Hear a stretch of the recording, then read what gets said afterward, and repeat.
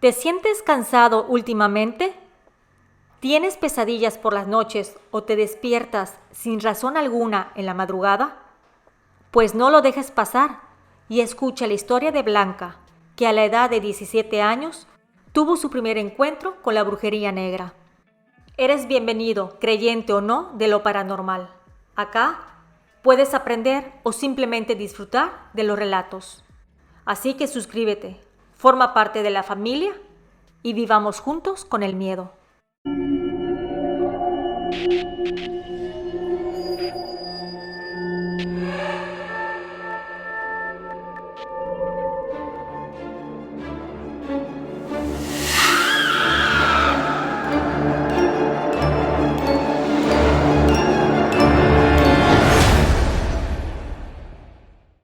Viviendo con el miedo presenta Víctima de brujería, brujería negra.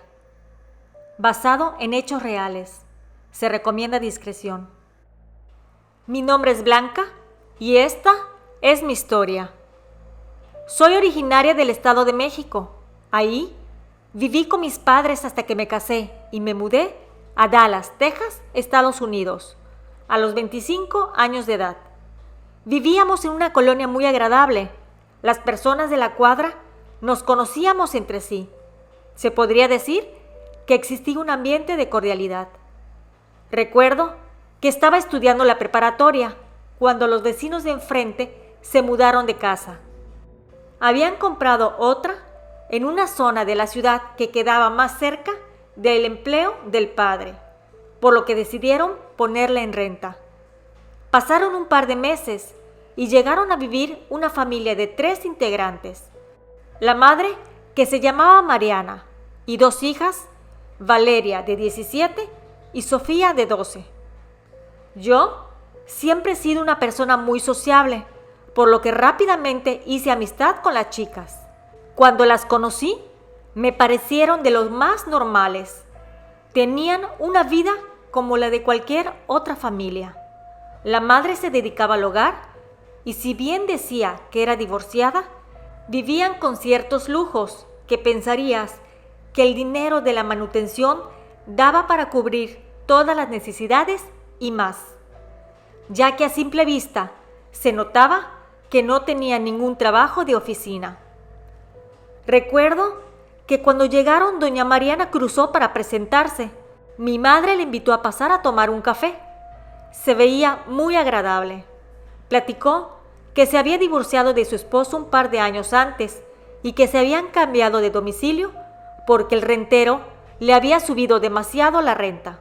Después de un par de horas, aquella regresó a su vivienda y mi madre sintió que había encontrado una amiga nueva. Pasaron los días y doña Mariana se veía muy alegre, siempre con ánimo de ayudar a las personas, saludando a la gente que pasaba enfrente de su jardín cuando aquella salía a regar las plantas. Empezamos a hacer más amistad con aquella familia, yo con Valeria, la hija mayor, y mi madre con doña Mariana. Por las noches nos reuníamos a platicar, ya sea con una carnita asada o botanas. De verdad que la relación era muy amena. Yo jamás me había percatado que en su casa había un cuarto que siempre estaba cerrado. Y le pregunté a Valeria que por qué estaba con seguro. Ella me contestó que era la bodega, que ahí se guardan las cosas que todavía no han acomodado. No se me hacía raro. Yo creo que en cualquier casa hay una habitación de la vergüenza, por así decir. Un cuarto o espacio donde amontonamos absolutamente todo lo que no queremos tirar, a pesar que no nos sirve. Recuerdo muy bien que su madre siempre tenía algún postre en el refrigerador, ya sea hecho por ella o comprado, razón por la cual me encantaba ir a pasar el rato ahí. Y ahora que estoy más grande, me doy cuenta de que ese era un anzuelo que tiraba aquella mujer para que me pescara. A los pocos meses, empecé a sentir que mi estado de ánimo decaía. Mi mamá decía que a lo mejor tanto estudio me agotaba. Y además, Al jugar básquetbol en el equipo de la escuela, me cansaba. Le decía a mi mamá que no dormía bien, que a pesar que me acostaba a dormir, cuando despertaba, sentía que no había descansado. Recuerdo que una noche, al acostarme a dormir, tuve una pesadilla. Veía a un ser oscuro, de grandes manos y dedos largos. Sentía que aquellos ojos brillantes me veían y su boca esbozaba una sonrisa, la cual, poco a poco, me dejaba ver sus grandes y afilados dientes. En el sueño no podía moverme, correr o pedir ayuda. Solo veía a mi alrededor un ambiente lleno de sombras, haciendo que ese miedo me despertara justo a las 3:30 de la madrugada. Grité con sobresalto, a lo que mi madre vino a verme. Le conté todo y ella me abrazó. Me dijo que solo era una pesadilla. Y recuerdo muy bien que esa noche se quedó en mi habitación para hacerme compañía. En un par de noches más, tuve una pesadilla diferente. Soñé con un hombre vestido de negro, que se acercaba a mí y me hablaba al oído. En el sueño, no se le veía el rostro, me acariciaba el brazo suavemente. Yo sentía que en realidad alguien me acariciaba. Sentía cómo estando dormida había alguien en la habitación conmigo. Aquel hombre empezó a susurrarme frases que no comprendía, pero cuando logré entender una, me desperté con terror. Me dijo: «Eres mía». Me levanté y corrí directo al cuarto de mis padres. Ahí me acosté en su cama, justo en el medio, para sentirme protegida. Mi madre se despertó y me preguntó qué sucedía, a lo que le dije que tuve otra pesadilla. Esto sucedió otra vez a las 3:30 de la mañana. A raíz de este incidente, cada vez me sentía más cansada. Mi madre me llevó al médico, el cual me mandó a hacer unos análisis de sangre para ver si tenía anemia o alguna otra enfermedad, pero estos arrojaban negativos. Lo único que me recetó fueron unas vitaminas y que regresara con él en un par de meses para consulta de seguimiento. En una ocasión, fui a casa de Valeria por la noche, ya que era viernes y queríamos ver una película. Fuimos a la cocina y su madre había preparado arroz con leche. Me dio un pequeño recipiente de cristal con este postre y ella se sirvió en otro traste directamente del platón. Se me hizo un poco extraño, por lo que le pregunté que por qué se servía si hay vasitos listos para comer, a lo que ella me contestó que su madre les decía que así deberían de hacerlo, que lo que está servido eran para las visitas. La verdad que no me importó mucho y me lo comí. Fuimos a su habitación y pasamos frente a la puerta de la supuesta bodega, y ahí vi cómo la parte de abajo de la puerta salía una luz, a lo que le comenté a Valeria que parecía que estaba prendido un foco. Ella me contestó que su madre seguro lo había dejado encendido. Caminamos de largo y entramos a su cuarto para ver la película. Esa noche, al llegar a mi casa, no podía dormir. Me sentía mal, sentía el estómago revuelto. Le dije a mi madre que había comido botanas con Valeria y un poco de arroz con leche que su madre había preparado. Por el malestar, no me podía dormir. Era tanta mi indigestión que preferí estar viendo la televisión. Y como al día siguiente sería sábado, no habría problema en dormir un poco más tarde. Al dar aproximadamente las 2:30 de la mañana, sentí un poco de sed y hambre, por lo que fui a la cocina a revisar el refrigerador. Y por alguna razón, volteé a ver a la casa de enfrente y vi a doña Mariana que le abría la puerta a una pareja, invitándolos a pasar a su casa. A mí se me hizo extraño, ya que no era hora de estar recibiendo invitados. De curiosa, me quedé observando aquella escena. Se transparentaban las siluetas de aquellas personas a través de las cortinas. Se sentaron en la sala un rato. La verdad que estaba muy intrigada, por lo que me quedé husmeando a lo lejos y vi cómo después de unos minutos se levantaron de su asiento y la dueña de la casa abrió aquella puerta que según era su bodega y los tres entraron. Me quedé sentada en la sala, en plena oscuridad, pensando a qué se debería eso. Y justamente a las 3 de la mañana me empecé a sentir muy mal. Sentía como si alguien me quitara el aliento. Mi corazón palpitaba tan rápido como cuando subes a una atracción de juegos mecánicos y está de picada. Sentía angustia y un dolor en el pecho tan fuerte que impedía que me moviera. Estuve así unos minutos, sudando frío, cuando de repente, de un momento a otro, cesó. Yo no sabía qué me había sucedido. Traté de calmarme y pensar en cómo le explicaría a mi mamá. Necesitaba que alguien me ayudara, porque sabía que eso no era normal. Al levantarme, vi que doña Mariana estaba despidiendo a aquella pareja. Estaban saliendo de su casa, los cuales se subieron a su auto de lujo y partieron. Logré dormir esa noche. Estaba exhausta. Sentía que había corrido como 10 kilómetros y el cansancio me había vencido. A la mañana siguiente, platiqué con mis padres acerca de lo que había visto, pero ellos simplemente no me creyeron. La realidad era que doña Mariana era muy amable y solo cosas buenas demostraba, por lo que jamás pensarían algo malo de ella. Curiosamente, los martes y los viernes era cuando tenía las pesadillas. Ahí sentía cosas que son difíciles de explicar. Solo sentía que cada día que pasaba estaba más débil. Fuimos a ver al médico para la revisión que estaba programada a los 2 meses y él no encontró nada. Sin embargo, los kilos menos y las ojeras en el rostro indicaban que algo no estaba bien.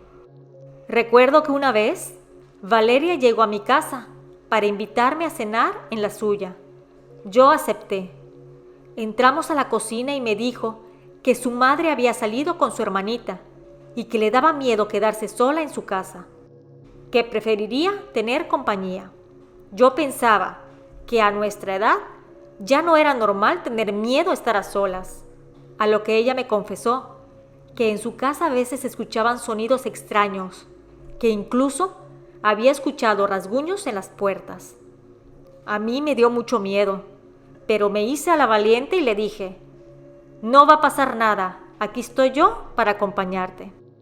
Nos preparamos unos sándwiches para cenar y nos quedamos viendo una película en su habitación. Pero al rato me dijo que necesitaba ir al baño, a lo que le contesté que no había problema y que le esperaría en su cuarto. Ella, al entrar al sanitario, me dio pie para husmear en el cuarto de la vergüenza, por así decir, y ver qué guardaba en esa supuesta bodega. Al llegar, quise girar la perilla, pero estaba cerrada con llave.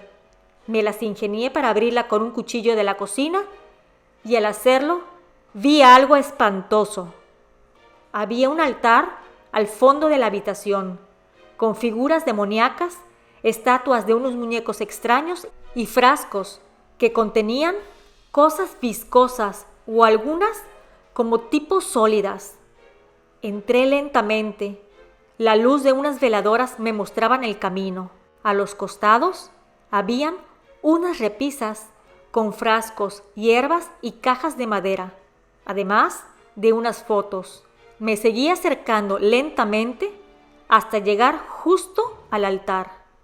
Cuando al estar observando lo que estaba en la mesa, vi que había un plato cóncavo encima de un pentagrama y dentro de este habían pedazos de algo que a simple vista parecían huesos. En eso me espanté muchísimo al ver una prenda mía cortada en trozos, revuelta con algo que expedía un olor a putrefacción. Además, había una foto de una mujer de edad avanzada, tenía una vela negra dentro del símbolo y aquella foto tenía clavados en la cabeza y ojos unos alfileres. Pero al darme la vuelta, me encontré cara a cara con doña Mariana. Ella me vio, sonrió y me dijo: «Si te preguntabas de dónde sacaba dinero para mantenernos, sí, es de esto». Yo, como pude salir de la habitación, mientras ella caminaba detrás de mí y me decía: «¿Por qué te vas? ¿No tenías curiosidad de ver qué tenía en el cuarto? ¿O crees que no sabía que me espiabas en la madrugada?». Llegué a la puerta principal y esta estaba cerrada con llave. Yo le exigía que me dejara salir, pero ella simplemente se reía. Me decía: «Ay, Blanquita, no sabes cómo te irá». Como dicen, la curiosidad mató al gato. Empecé a gritar, pero ella me ignoraba. A sus hijas las vi paradas en un rincón, asustadas. Le gritaban a su madre que me dejaran salir, que para qué me iba a hacer daño si con mi alma trabajaba. Yo, al escuchar eso, empecé a gritar tan fuerte que una vecina que paseaba a uno de sus perros lo escuchó. Así que fue a la casa en mi auxilio. Tocó a la puerta preguntando si todo estaba bien. Yo le grité que quería salir, pero no me dejaba. Entonces, la vecina, pegando un fuerte grito, llamó a mis padres. Ellos vinieron en mi ayuda, por lo que doña Mariana no tuvo de otra que dejarme salir. Esa noche estaba muy exaltada y le conté a mis padres todo lo que vi, todo lo que me hizo. Ellos me creyeron. Al día siguiente, fueron a esa casa a reclamarle y decirle que se aleje de nosotros. Pero, al acercarse a ese sitio, ya no había nadie. Salieron esa misma noche de ahí, llevándose consigo algunas pertenencias.